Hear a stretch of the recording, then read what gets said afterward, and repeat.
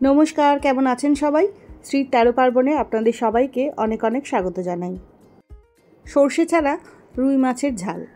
এই পদটা কখনো আগে খেয়েছেন? সাদা সর্ষে কালো সর্ষে কোনোটাই না, শুধুমাত্র তিল আর পোস্ত দিয়ে আজকের রেসিপি। গ্যারেন্টি করে বলতে পারি যে অন্যান্য দিনের রুই মাছের থেকে এই পদটা ভীষণ আলাদা হবে। তাহলে চলুন চটপট দেখে নিই। এর জন্য আমি 300 গ্রাম রুই মাছের দাগার পিস নিয়েছি। মাছটাকে প্রথমে যেমন হলুদ আর নুন দিয়ে মাখিয়ে রাখে সেরকমই মাখিয়ে রাখবো। এই পদটা কাতলা মাছ দিয়েও করতে পারেন, খেতে একই রকম ভালো লাগবে। রুই মাছের একই রেসিপি খেতে খেতে যদি বোর হয়ে গিয়ে থাকেন তাহলে কিন্তু আজকের পদটা অবশ্যই কোনোদিন ট্রাই করে দেখতে পারেন। এবার একটা প্যানে নিয়ে নেব কিছুটা তিল, একই সঙ্গে দিয়ে দেবো কিছুটা পোস্ত। গ্যাসের আঁচটাকে মিডিয়ামে রেখে পোস্ত আর সাদা তিলটাকে নাড়াচাড়া করতে হবে 2-3 মিনিট মতো, যতক্ষণ না তিলের কালারটা চেঞ্জ হয়ে গিয়ে হালকা ব্রাউন রং ধরে আর সুন্দর গন্ধ বেরোয়। এখন দেখুন বেশ ধোঁয়া উঠে গেছে আর হালকা ব্রাউনও হয়ে গেছে। এবার এটাকে নামিয়ে ঠান্ডা হতে দেব। এবার ওই একই প্যানে দিয়ে দেবো 1 চা চামচ মতো সর্ষের তেল। তেলটা বেশ ভালো মতো গরম হয়ে গেলে এর মধ্যে দিয়ে দেবো 4 কোয়া রসুন।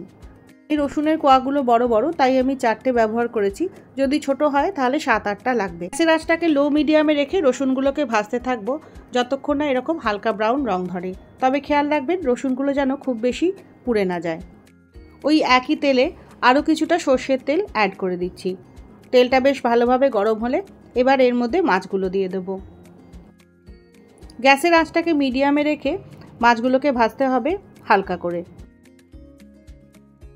এই রেসিপিটার জন্য মাছগুলোকে বেশি কড়া করে ভাজার দরকার পড়বে না।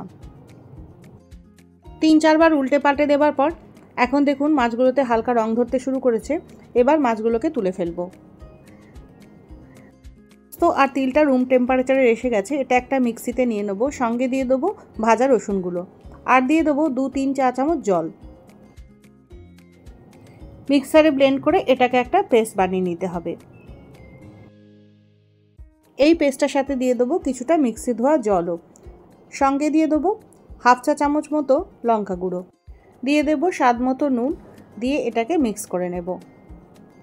ওই একই মাছ ভাজার তেলে এবার দিয়ে দেবো কিছুটা কালো জিরে আর সঙ্গে দিয়ে দেবো 2 চেরা কাঁচা লঙ্কা। কাঁচা লঙ্কাটাও যে যেমন ঝাল খেতে ভালোবাসেন তেমনই ব্যবহার করবেন। মিনিট খানেক নাড়াচাড়া করার পর এবার দিয়ে দেবো তিল আর পোস্তর মিশ্রণটা। গ্যাসের আঁচ মিডিয়ামে রেখে এই মিশ্রণটাকে নাড়াচাড়া করতে হবে যতক্ষণ না এর থেকে তেল ছেড়ে যায়। এখন দেখুন বেশ তেলটা ছেড়ে দিয়েছে আর মিশ্রণটাও বেশ ঘন হয়ে এসেছে। আরও 1 মিনিট মতো নাড়াচাড়া করে নিচ্ছি যাতে আরও কিছুটা তেল ছেড়ে যায়। তেলটা বেশ ভালোভাবে ছেড়ে এলে এবার মাছগুলোকে দিয়ে দেব। মাছগুলোকে উল্টে পাল্টে ভালো করে মশলার সাথে মিশিয়ে নিতে হবে। মাছগুলো যেহেতু খুব হালকা করে ভাজা ছিল তাই মাছগুলোকে খুব সাবধানে উল্টে পাল্টে দিতে হবে, না হলে মাছগুলো ভেঙে যেতে পারে। এবার এর মধ্যে দিয়ে দেবো 1/2 কাপ জল। একই সঙ্গে দিয়ে দেবো একটা টমেটো কুচোনো। টমেটোটাকে বীজ বার করে এরকম কুচিয়ে রেখেছিলাম। একবার নাড়াচাড়া করে নিয়ে এবার এটাকে ঢাকা দিয়ে রান্না হতে দিতে হবে 2 মিনিটের জন্য।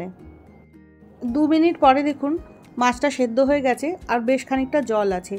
জলটাকে ঢাকাটা খুলে শুকিয়ে নিতে হবে। জলটা বেশ খানিকটা শুকিয়ে এলে গ্যাসের আঁচ বন্ধ করে ওপর থেকে দিয়ে দেবো 1 চা চামচ সর্ষের তেল। তাহলেই রেডি তিল রুই।